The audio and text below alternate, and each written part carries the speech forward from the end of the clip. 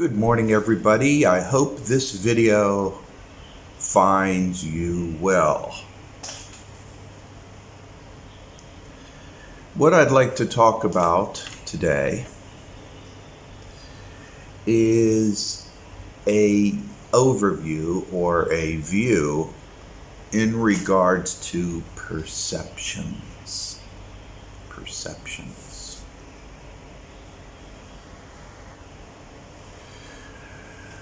All our lives, especially if you're an American like myself, you're under these various perceptions. You watch the TV, you're under the impression that what you see is a reflection of reality, that everybody lives in a suburban home, that everybody spends most of their time in coffee houses and drinking coffee,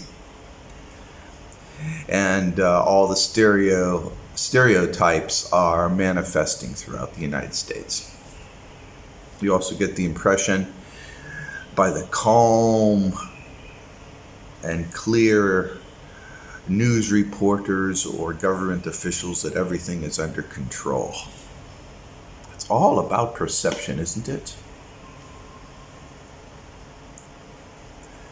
And one of the problems that us expats have, especially those of us who are in China, because we are existing within a demonized nation, a nation that is completely funded to be demonized, is that when we tell people what life is like, it becomes offensive because it destroys the perceptions that the people we talk to have.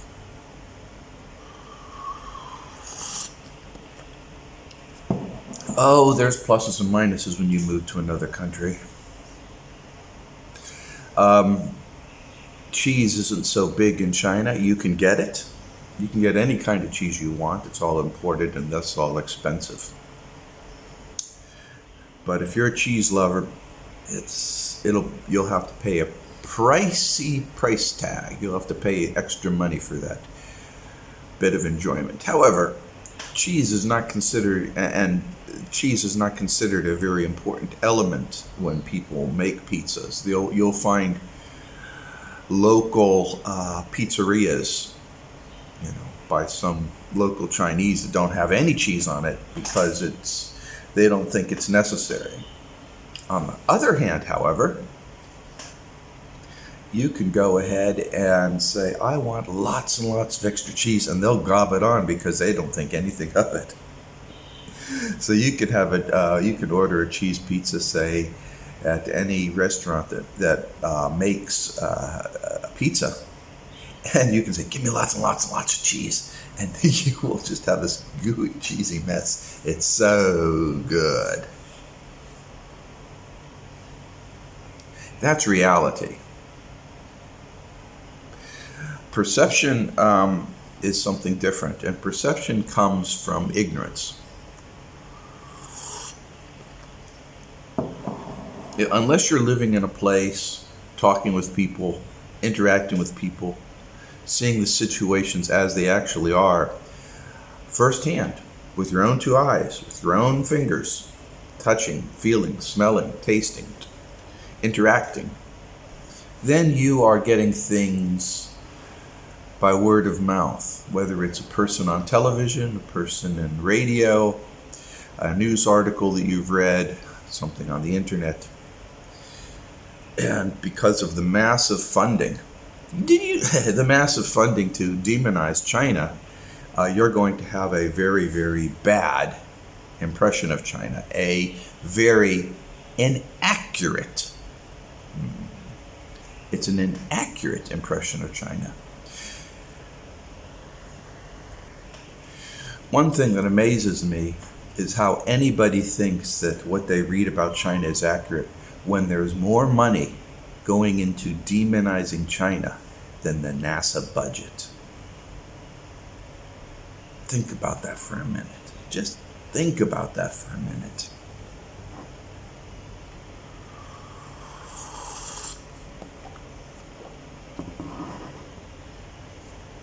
So, I'm going to tell you something. China realizes this, and China doesn't give a flying fuck. They are not going to play the propaganda games. If you are in America or you're in the West and you are being and you are getting an onslaught of demonization, they're not going to try to change that perception, because this funding will eventually dry up. And when this funding eventually dries up and people start seeing the reality of the situation, there will be an anger on top of whatever other angers that may exist, and there will be consequences for that. You see, the way tricks and lies and Ponzi schemes work is they don't exist forever. They have a finite shelf life. When the Ponzi schemes, whatever they are set in motion, they eventually all end. And that's something you really need to pay attention to.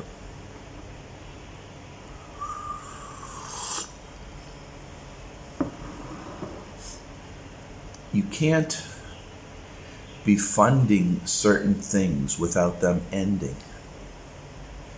You can't be creating narratives without the narratives dying off.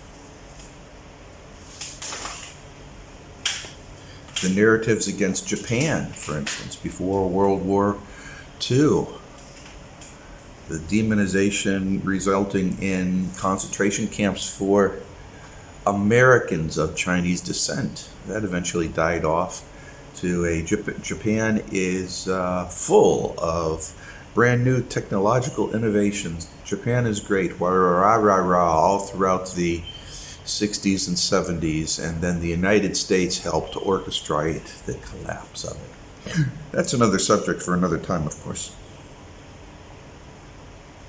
Perceptions. How many times have you gone into a restaurant, as an example? You heard good things about the restaurant, or you've been wanting to go to the restaurant, maybe you read a review about the restaurant, you go into the restaurant and you're like, Sometimes when that happens, you're like, did they pay off the guy to write this article? It's just a so-so restaurant. There's nothing spectacular about it.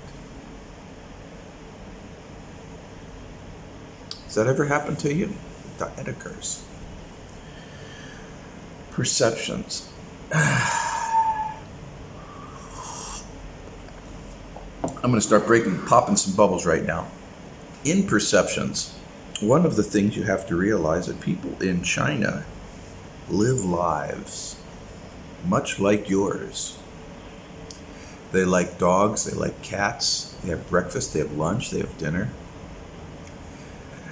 They go shopping, they take showers. They have bosses or own their own businesses. They contribute to society. Where it's different is they don't have welfare systems. There's not a welfare state. China does not have that. So if you're going to complain to China, complain about China, complain about something it doesn't have. It's not a welfare state. In China, you are part of a community and you have a role within the community, whatever it may be. Some people's roles are a volunteer, where they're actually doing all these QR testing and everything, wearing the volunteer vests. You see them everywhere. Everywhere you see people wearing these volunteer vests, because people in China participate in their community. You don't see volunteer vests in the United States because nobody participates in their communities. You don't see homeless in China. You used to. You used to see them. And then you saw scams of beggars. That's pretty much cleaned up because China put the foot down and they says, you are the responsibility of your community. Where is the malfunction? Who's in charge of your community? Why are these beggars allowed to exist? What's the story? And they cleaned that up right proper. Those beggars started disappearing. So if you ever visited China, say 5 years ago, 10 years ago, 20 years ago, allow all these beggars, you'd be like, oh, China's terrible. Beggars, beggars, beggars. You won't see that anymore. You won't see that anymore. It's mostly gone. Because these beggars are identified, they're policed, and they find out the local authorities know their true situation. All of the people who are beggars have a house to live in. It's provided free by their community, and a job and a role, even if it's just picking up trash in the early morning. And they wear their picking up trash outfit, which is a yellow reflective vest and a hat and these like armor glove things that they wear. Whatever it may be, you have a role, and you do that role, and you have a place to live, place for showers, free meals, and a little bit of money that you can save for whatever you may want to do. It's not a glamorous life,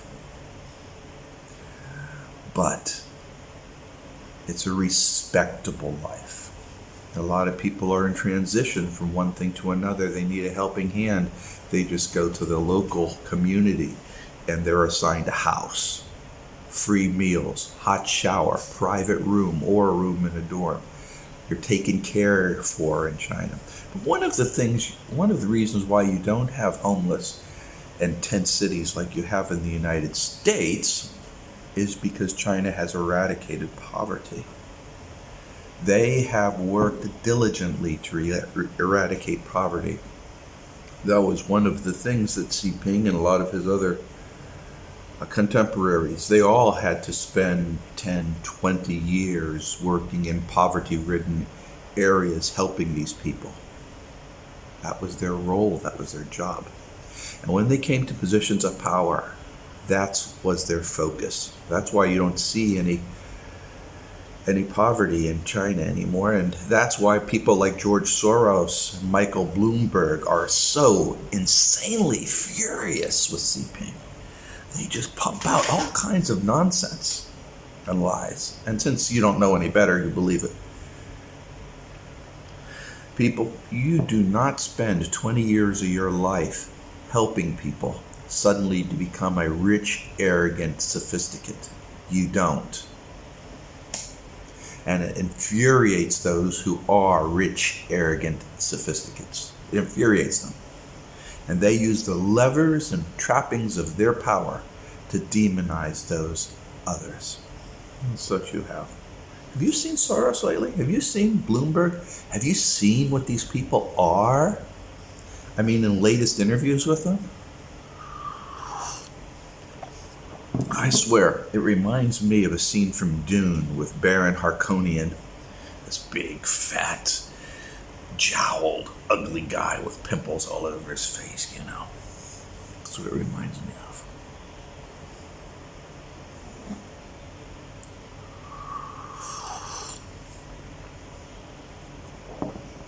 Drunk on their own power, consumed by their illnesses,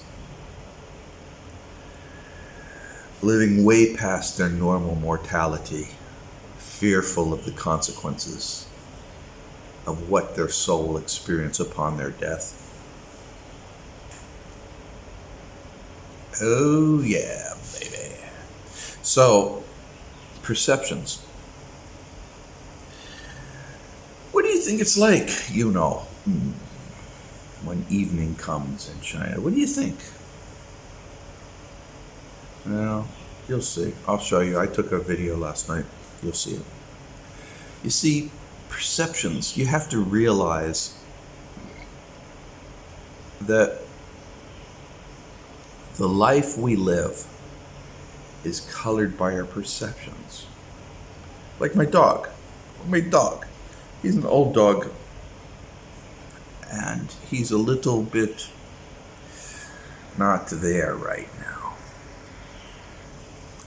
He can't see very good. I'm questioning whether he can smell. He can't hear at all. He stumbles around in a daze most of the time. And the perceptions of his world must be very, very odd, must be very, very strange. A bunch of gray, a lot of confusion, not knowing anything, not knowing how to find his bed.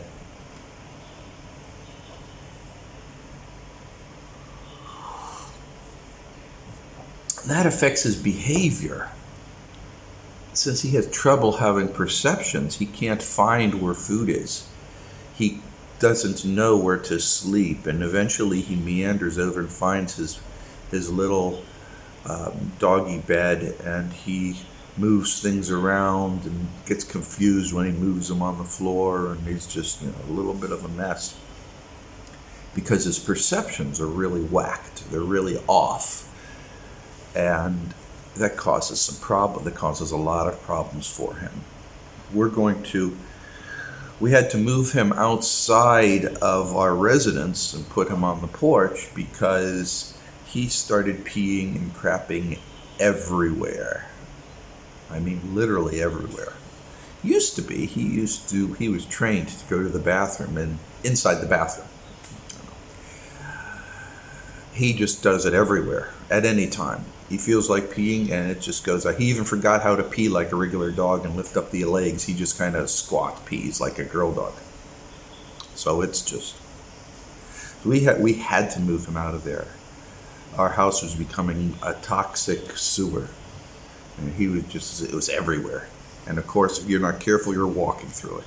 And nothing quite ruins your day as getting up to get a drink of water at 3 o'clock in the morning and slipping on pee and falling in dog turd. He's on the porch.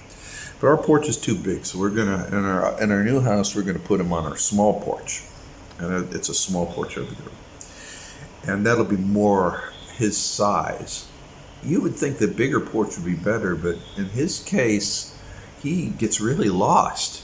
He will meander into the porch and he completely disoriented. He doesn't know where he's at. It's just, the only way for him to have any control is walk along the edge, and then even at that, he's getting lost. So we get him a little small porch so he can walk around the edge and he can find his way around in these circles. These are coping mechanisms for a loss of perception. And like you, if you're an American, you're just like that poor, blind dog with problems with perceptions. You're exactly like him. If you're an American, you're exactly like that dog. The reality is not only being withheld from you, whatever good in the world is being denied you. There is nothing good that is being promoted at all in a Western media about China. Zero. You haven't heard, and if anything is promoted or presented, it's presented as a triviality. No matter how big the news is, it's presented as a triviality. And you're probably unaware of it. Most Americans that I talk to, and people from the West, have no idea about the significance of the 4th February joint declaration by Russia and China, where they decided to merge into one nation unit. Not even reported. Big news. Or the decisions being made this last week on BRICS, or what BRICS is. Nobody's talking about that. Instead, it's the same old puppetry, song and dance. Oh, abortion rights. Oh, gun control. Blah blah blah blah blah. Blah blah blah blah blah. Biden's got everything under control. Oh, war in Ukraine. Well, Russia's going to collapse any day now. I know they got bona fide experts on Fox News, not Fox News, on CNN, talking about how Russia made all these mistakes.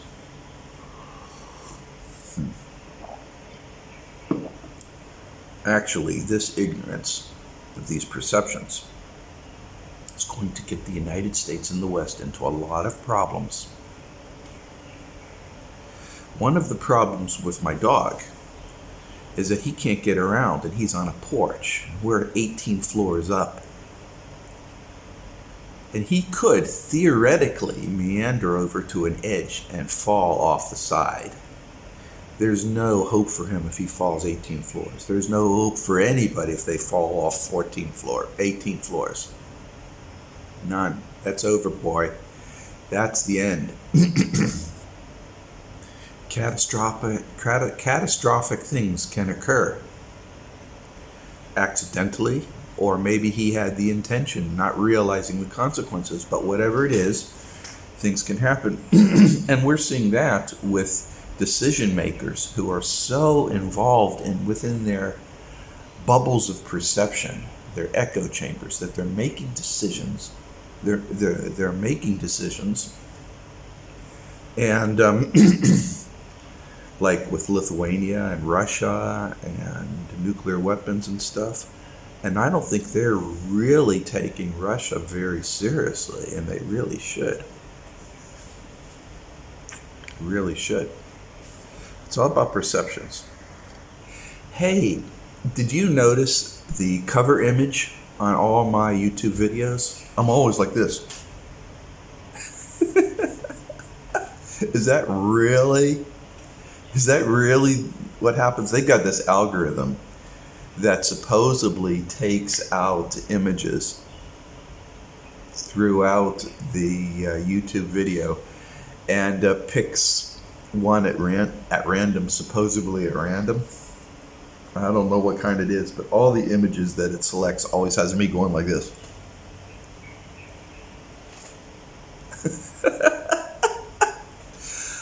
It's true. I have a tendency to be very animated, but there's got to be some kind of intelligence design behind having 100% of the image selection being one where I'm going like this.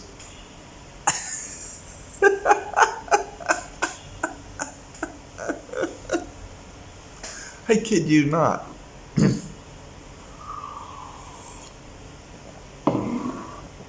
I would love to see that algorithm that does that, because it's not by random. Most of if you look at the mannerisms throughout most of my videos, it's not where I'm doing that. It's talking just like I'm talking right now. So the way that the algorithm selects these moments is just really, really curious. And I'd love to see it. I can't help but think that they have a selection of algorithms, depending upon criteria that they may deem to be important, to do something like that.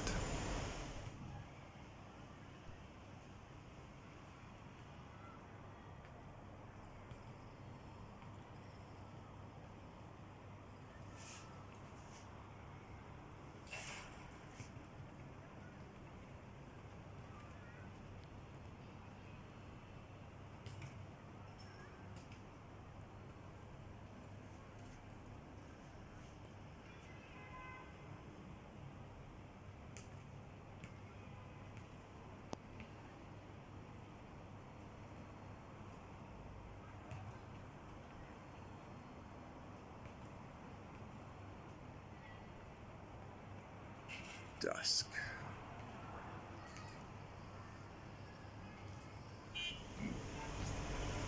Just an aside. All right. The bottom line in perception is we all know that there's propaganda going on. It's just that if you're in the middle of the propaganda, you don't realize how bad it is. And that keeps you very ignorant. But since China's growing so fast and so strong, you are in a bubble chamber, this artificially constructed echo chamber, a bubble, an echo chamber. And you're hearing all the lies that you fund. And the leadership of America is believing all this stuff. They're high on their own supply. I've discussed this before. They're high on their own supply. And because they're doing this, and because this is what's going on, they are unaware, totally And so you see leadership who thinks that, yeah, well, China's growing strong, but we can still take them on. Oh, God, people.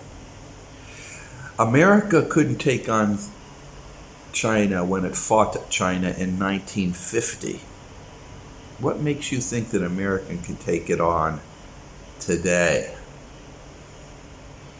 Seriously, people. If you want to tell me that you want anybody who says that they want to have a war with China, answer me this.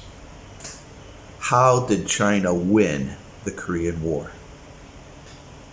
And the hawkish people will say, well, it's not true, it's not true, it's not true. John Wayne came to rescue. I saw it in a movie.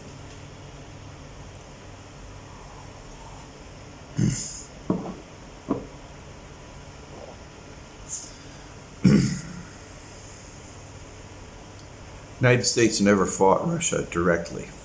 They're trying to do it by proxy, and they're losing badly. America has fought China before and lost terribly. But this time, if America decides to really fuck with China via proxy or directly, China is not going to play.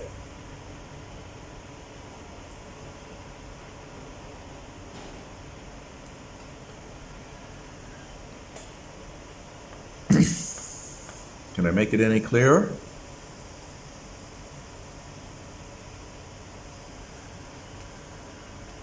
Perception. It's about everything. And how you live your life will be defined by your perception. So those of you who are doing prayer affirmation campaigns have a great awareness of the true situation based upon your, as accurate as you can obtain, perceptions. Define your campaign using those accurate perceptions. Create and then narrate that campaign and follow the procedures to make that campaign your reality. And it will happen. Be patient. I say this over and over again, but I got a lot of newcomers. A campaign does not happen instantaneously. It's like a slow-moving cement truck, a slow-moving train. But once it gets started, there's no stopping it. You can't stop a train. So all your life, you've been having subliminal campaigns going on in your lives. From day one, 5th grade, when you're 17 years old, and when you're 22 years old, all these thoughts you had are campaigns. All these things you said are campaigns. Now you want to focus your campaigns. You have to undo all that other stuff. So it's a big locomotive you got to change. And when it starts to change, you're going to see a lot of catastrophic events going on in your life. It's called change. It's very uncomfortable. Once those things are over, your things will start manifesting, and they will be great. So while geopolitics seem to be above our scope of control, what is in control is our natural, immediate environment that we're a part of. And to that end, I want you all to get a good control of your campaigns, and that means control of your perceptions. Control your perceptions, control your life. And with that, people, I want you to keep in mind that I believe in you. Yes, I do. I do.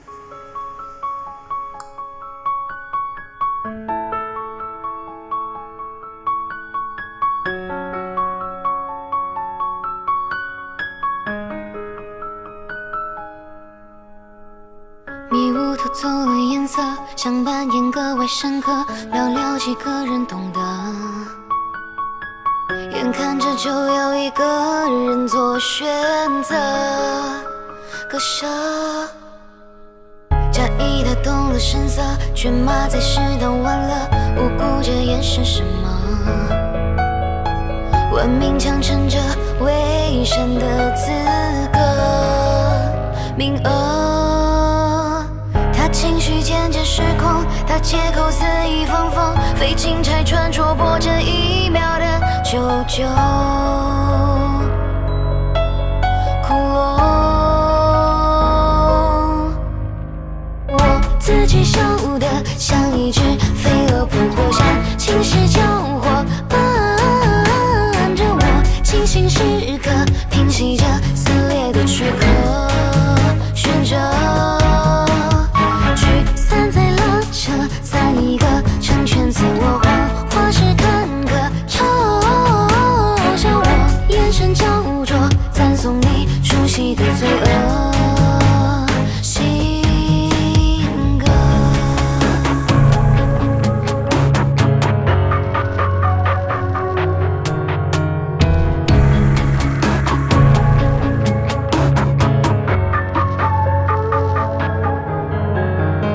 假意他动了声色，却骂在适当玩乐，无辜着掩饰什么？文明强撑着伪善的资格，名额。他情绪渐渐失控，他借口肆意放风，被警察穿戳破这一秒的求救。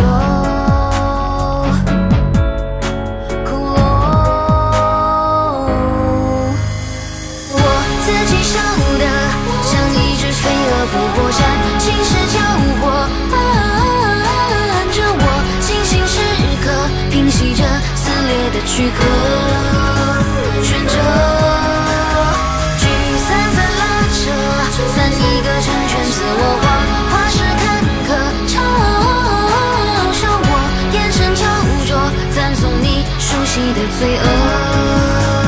性格我自己笑得像一只飞蛾扑火山，情势交火伴着我，清醒时刻平息着撕裂的躯壳。